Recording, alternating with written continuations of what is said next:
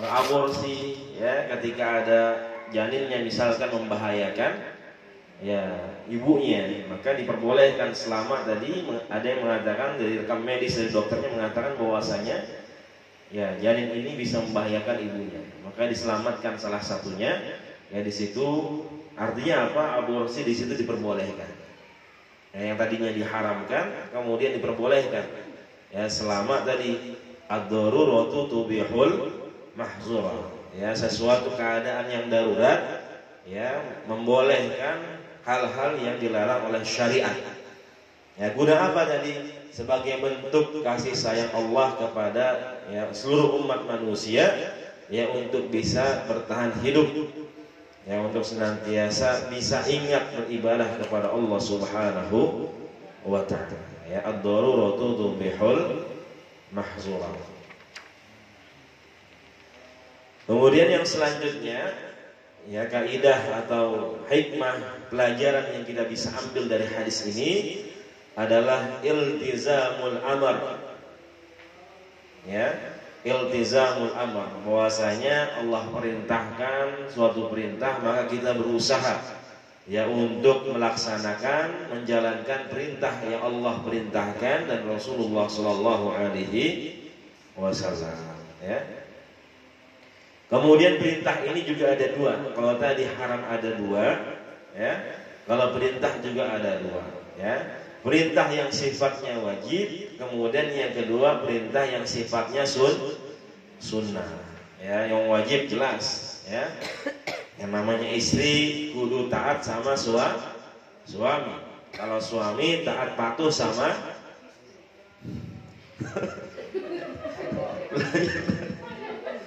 di mana belajarnya? Nanti mau main mengajar apa?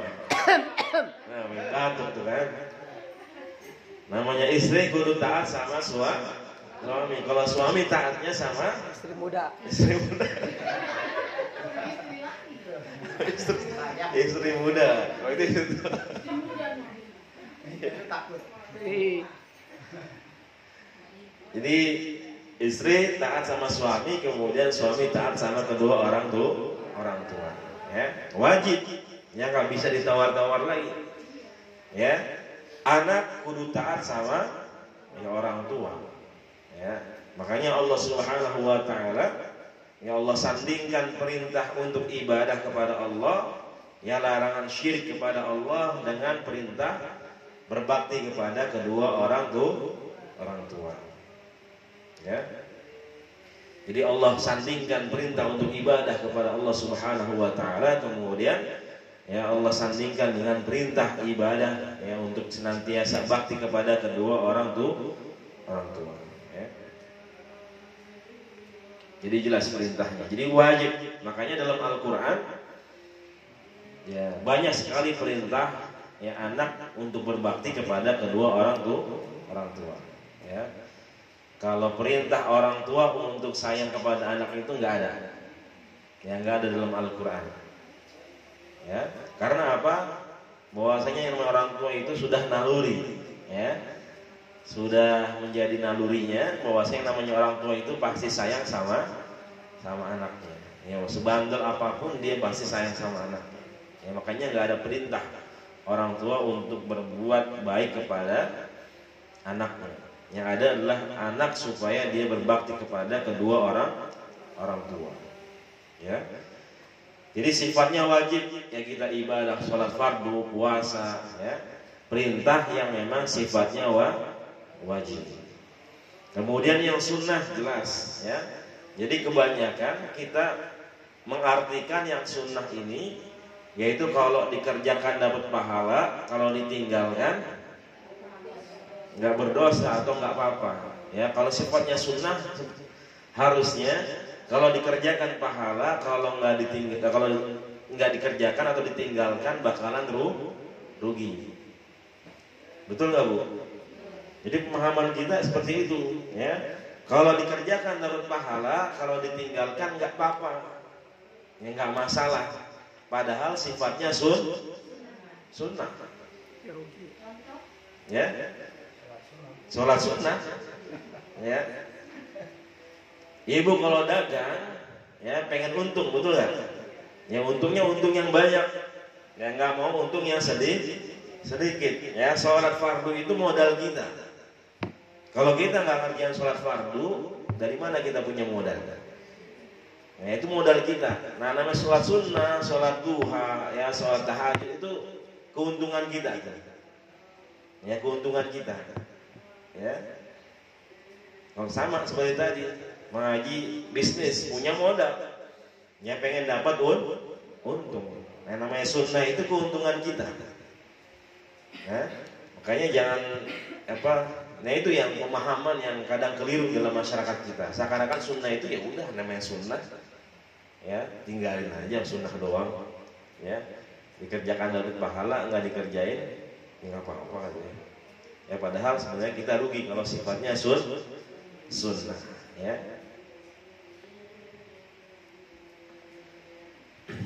Kemudian ya tadi jelas bahwasanya perintah ini ya bahwasanya perintah Allah Subhanahu wa taala dan Rasulullah sallallahu alaihi wasallam yang dikerjakan semampu kita. Ya kalau yang namanya kita meninggalkan larangan, sesuatu yang dilarang itu, maka tidak ada kata semampu. Pokoknya wajib kita tinggalkan. Tapi kalau perintah ya sifatnya semampu kita, ya sebagai tadi bentuk rahmat dari Allah Subhanahu wa taala.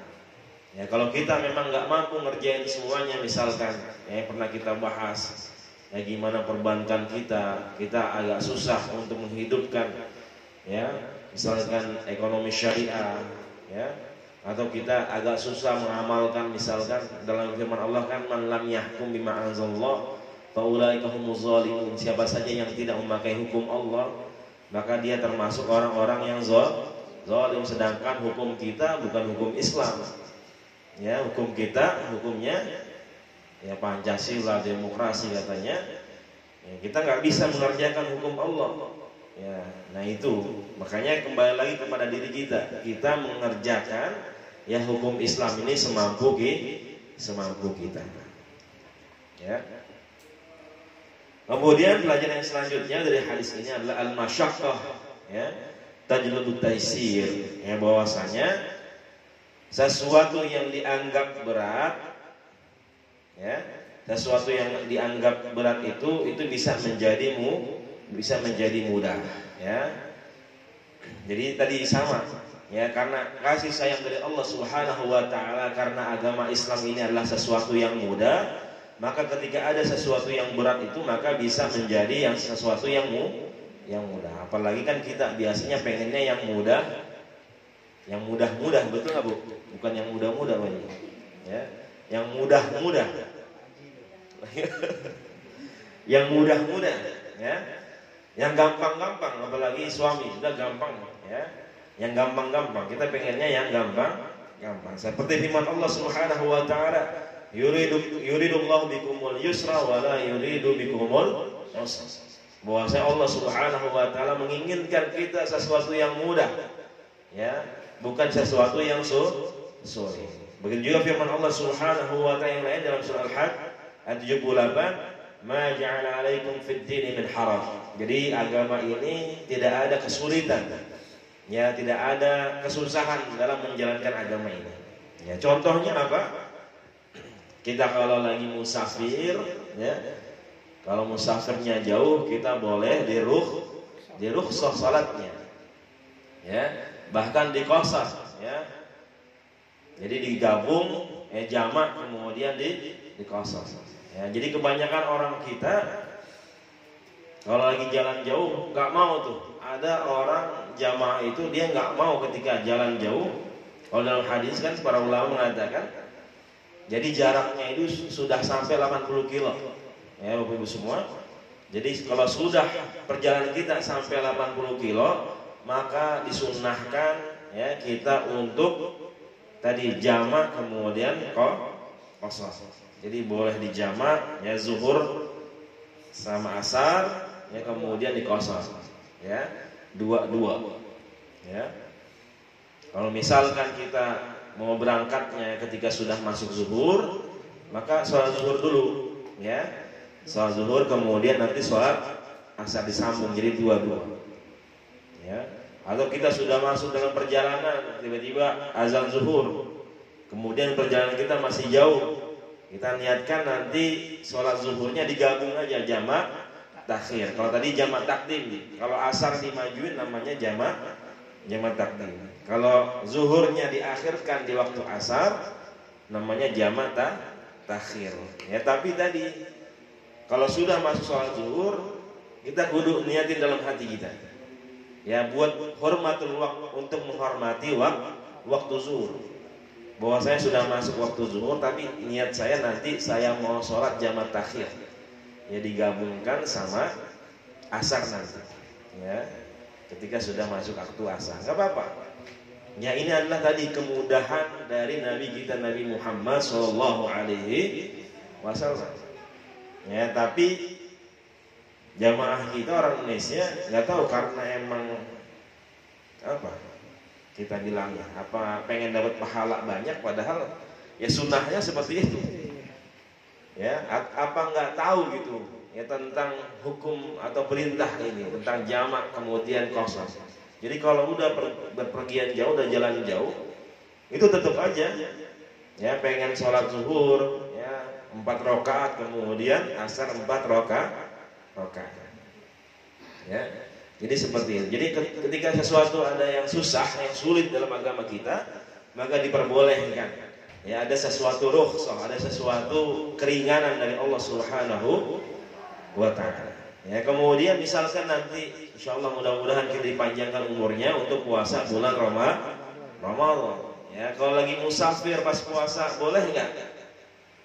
Kita nggak puasa. Ya, misalkan misalkan nanti ya pas bulan Ramadan, misalkan mau pergi perjalanan jauh naik pesawat, ya diperbolehkan untuk tidak berpuasa. Yang sakit juga, ya. Jadi tidak diwajibkan untuk puasa ketika orang-orang sedang sakit. Tapi ada pilihannya. Ya, kalau mau buka, mau tidak puasa, nggak masalah. Ya, tidak berdosa. Ya, tinggal nanti diqadha. Tinggal bagaimana kita, kalau misalkan kita memang kuat untuk puasa, ya itu lebih baik buat kita. Ya, tapi kalau sekiranya kita nggak mampu, ya pas sekiranya kita nggak kuat, maka boleh ya kita buat tidak puasa. Ya, ini tadi bahwasanya al-masyaqqah tajlibul taysir, bahwasanya ya sesuatu yang berat, sesuatu yang dianggap susah itu, ya sesuatu yang berat itu bisa menjadi mudah dalam agama kita tergantung kondisi kita, sebagaimana yang sudah disyariatkan ya oleh Allah dan Rasulullah Shallallahu Alaihi Wasallam. Ya.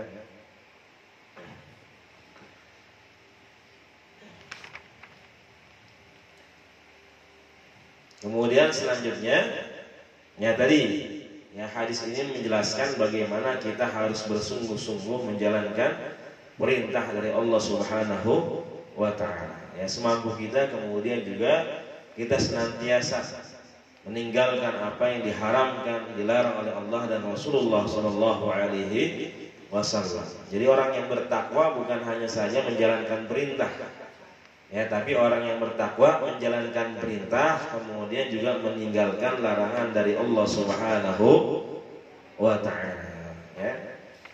Jadi hadis yang tadi ya dari ma nahaitukum anhu fajtanibuhu wa ma amartukum bihi fa'tu bihi mastata'tum. Ini adalah bentuk kasih sayang dari Allah Subhanahu wa Ta'ala dan Nabi kita Nabi Muhammad sallallahu alaihi wasallam. Jadi ketika ada keadaan darurat, keadaan yang susah, ya, ada sesuatu yang diperbolehkan oleh Allah dan Rasulnya. Ya, ketika ada sesuatu yang berat, maka di sana ada rukhsah, ada keringanan, ya, dari Allah dan Rasulullah sallallahu alaihi wasallam. Ya, kemudian kalimat yang selanjutnya dalam hadis ini mengatakan fa inna ma ahlakal ladzina min qablikum kasratu masailihim. Ya, kebanyakan orang-orang terdahulu sebelum kita itu dihancurkan sama Allah karena kebanyakan nanya tapi yang nggak mau jalankan perintah. Ya, ada orang, ya, waktu Islam ini diturunkan oleh Nabi kita Nabi Muhammad SAW kepada Nabi kita, Ya nanyanya ini bukan nanya pengen tahu, tapi nanyanya seakan-akan ngeledek, ya ngeyel. Ya kan beda ya. Beda ya Bu antara nanya pengen tahu sama nanya yang ngeledek. Ya. Makanya kalau kita hadir di majelis ilmu itu kita ibaratkan diri kita seperti gelas yang masih kosong. Ya, kalau kita hadir majelis ilmu, kita belajar sama orang, salah satu adabnya adalah ya kita jadikan diri kita itu seperti gelas yang masih kosong. Jadi kita bisa nerima ya ilmu dari guru kita yang mengajarkan. Tapi kalau diri kita ketika hadir di majelis ilmu bagaikan gelas yang masih penuh, nah itu ya seakan-akan kita lebih pintar, ya lebih ngerti daripada orang yang ngajarin kita. Kemudian nanti timbulnya adalah ketika berselisih paham, kita nggak sependapat sama dia, ya maka tadi seakan-akan pertanyaannya untuk meledek atau untuk mengetes, untuk berdebat. Nah itu yang akan timbul seperti itu. Ya.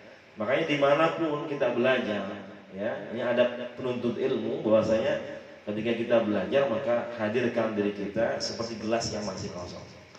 Ya kita bisa menerima ilmu, yang bisa menerima apapun. Ya tinggal nanti kalau misalkan ada sesuatu yang nggak serap dengan diri kita, ya sesuatu yang nggak cocok dengan diri kita, nggak apa-apa. Ya tinggal dipilah-pilih. Atau kita mau diskusi, mau berdebat sama gurunya, sama yang ngajarnya, tinggal kita ngomong di belakang. Ya nggak usah kita berdebat di situ. Ya. Nggak usah, tinggal nanti kalau nggak ada yang sesuatu yang nggak pas dengan diri kita pengen ngobrol sama gurunya, ya tinggal kita ngomong di belakang. Nah ini adab bagaimana kita menuntut ilmu. Ya, tadi, jadi contoh ada orang yang bertanya tapi pengen ngetes atau ngeledek, ya sama, ya seperti ya orang-orang kafir Quraisy ya ketika bertanya kepada Nabi Muhammad SAW, ya Muhammad ansib rabbak. Jadi orang kafir Quraisy ketika itu bertanya, wahai Muhammad gimana sih Tuhanmu? Ya orang-orang kafir Quraisy kan mereka punya nasab. Ya. Jadi orang-orang tua mereka, nenek moyang mereka itu punya Tuhan yang bisa dinasabkan. Makanya ketika Nabi kita berdakwah tentang mengenalkan bagaimana Allah Subhanahu wa taala, makanya orang kafir Quraisy bertanya ya tentang nasab, ya tentang keturunannya Allah Subhanahu wa taala. Tapi pertanyaannya buat meledek, yang buat meremehkan. Ya makanya dijawab oleh Allah Subhanahu wa taala, ya qul huwallahu ahad, Allahus samad. Kemudian yang lain juga qul a'udzu birabbil nas, qul a'udzu birabbil falaq. Ya. Jadi dijawab oleh Allah Subhanahu wa taala ketika pertanyaan mereka seakan-akan meremehkan. Ya. Pertanyaan mereka seakan-akan ngeledek. Ya. Nah itu. Atau banyak ya umat-umat yang terdahulu misalkan umat Bani Israel ya yang terlalu banyak yang bertanya tentang yang namanya Baqarah. Ya, makanya kan di surah Al-Baqarah itu dinamakan ya Al-Baqarah sapi. Ya, karena disuruh sembelih kemudian kebanyakan nanya. Ya, sapinya yang seperti apa, yang kayak gini, yang warnanya seperti ini, kebanyakan nanya. Ya, padahal tinggal jalankan perintah aja. Nah, itu kebanyakan manusia seperti itu, ya. Sama seperti kita sekarang. Betul nggak Bu? Kebanyakan nanyanya, ya. Kenapa sih sholat zuhur itu ya 4 rakaat, ya sholat subuh 2 rakaat, ya? Kenapa sholat zuhur itu misalkan ya sir? Kebanyakan nanya kita, ya. Sudah kan? Insyaallah kita akan teruskan selepas masa.